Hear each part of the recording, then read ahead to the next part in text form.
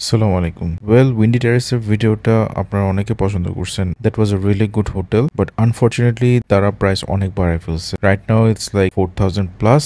So আমি নেমে পড়লাম 3500 টাকার মধ্যে একটা ভালো হোটেল খোঁজার জন্য।